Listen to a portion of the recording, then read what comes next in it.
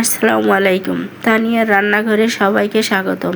আমি আপনাদের মাঝে নিয়ে আসলাম সরিষা বাটা দিয়ে সিলভার কাপ মাছ রান্নার রেসিপি। সহজে ঘরোয়া মশলায় তৈরি করে নিতে পারেন। খেতে অনেক সুস্বাদু ও মজাদার হবে। এখানে 5 পিস সিলভার কাপ মাছ আছে। লবণ মাখিয়ে পরিষ্কার করে পানি দিয়ে ধুয়ে নিয়েছি। এবার মাছ ম্যারিনেট করে নেব। হাফ চামচ মরিচ গুঁড়া, হাফ চামচ হলুদ গুঁড়া, হাফ চামচ লবণ দিয়ে মাছ হাত দিয়ে ভালো করে মাখিয়ে নেব, যেন মশলা মাছের সব অংশে মেখে যায়।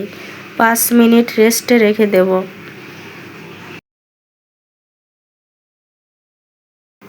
এক কাপ পরিমাণ তেল কড়াইয়ে দিয়ে নেব।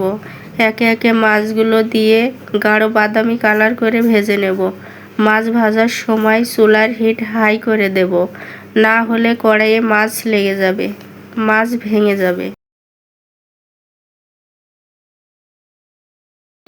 মাছ দেওয়া 2 থেকে 3 মিনিট হয়ে গেলে মাছ এপিট ওপিট উল্টিয়ে দেব। যখন দেখব গাঢ় বাদামি কালার হয়ে এসেছে তখন তুলে নেব। না হলে মাছ বেশি ভাজা হয়ে গেলে মাছ খেতে ভালো লাগবে না। দেখেছেন, মাছের কালার এমন হলে মাছ রান্না ভালো হবে। এবার মাছ ভাজা তেলের ভিতর 1 কাপ পরিমাণ পেঁয়াজ বাটা দিয়ে নেড়ে চেড়ে নেব। তারপর দিয়ে দেব রসুন ও আদা বাটা। আবারও একটু নেড়ে চেড়ে নেব, যেন রসুন ও আদা বাটার গন্ধ চলে যায়। 2 থেকে 3 চামচ পরিমাণ সরিষা বাটা দিয়ে কষিয়ে নেব। এবার দিয়ে দেব 2 চা চামচ মরিচের গুঁড়া। আপনারা যতটুকুন ঝাল খেতে পছন্দ করেন ততটুকুন ঝাল দিয়ে নেবেন। 1 চা চামচ হলুদ গুঁড়া, 1 চা চামচ ধনিয়া গুঁড়া, 1 চা চামচ জিরা গুঁড়া, 1 চা চামচ লবণ দিয়ে ভালো করে মশলা কষিয়ে নেব।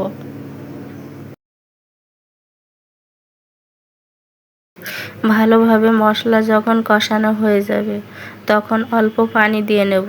আবারও নাড়াচাড়া করে নেব যতক্ষণ না মশলা থেকে তেল ভেসে ওঠে, ততক্ষণ কষিয়ে নেব। মশলা এমন ভাব হয়ে আসলে পরিমাণ মতো ঝোলের পানি দিয়ে নেব।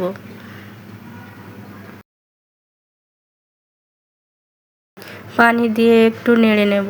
যখন ঝোলের পানি ফুটে আসবে তখন মাছ দিয়ে নেব।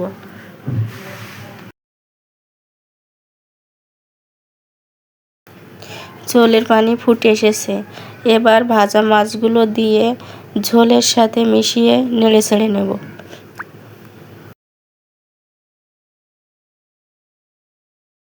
4 থেকে 5টা কাঁচা মরিচ দিয়ে 2 মিনিটের জন্য ঢেকে দেব। মাছ রান্নাটায় সরিষা বাটা কিন্তু একটু বেশি দিতে হবে। আমাদের অনেক সময় ঠান্ডা লাগলে মুখে রুচি আসে না, কোনো খাবার ভালো লাগে না, তিতা লাগে। তখন বেশি করে সরিষা বাটা দিয়ে যে কোনো মাছ রান্না করে নেবেন, মুখে রুচি আসবে, তিতাও লাগবে না। বেশি করে সরিষা বাটা দিয়ে সিলভার কাপ মাছ রান্না করা যায়, খেতে অনেক মজা হয়। আপনারাও এমনভাবে রান্না করে খেয়ে দেখবেন, মজা ও স্বাদ লাগবে। আমার চ্যানেলটি রান্না যদি ভালো লাগে অবশ্যই সাবস্ক্রাইব করে দেবেন। আল্লাহ হাফেজ।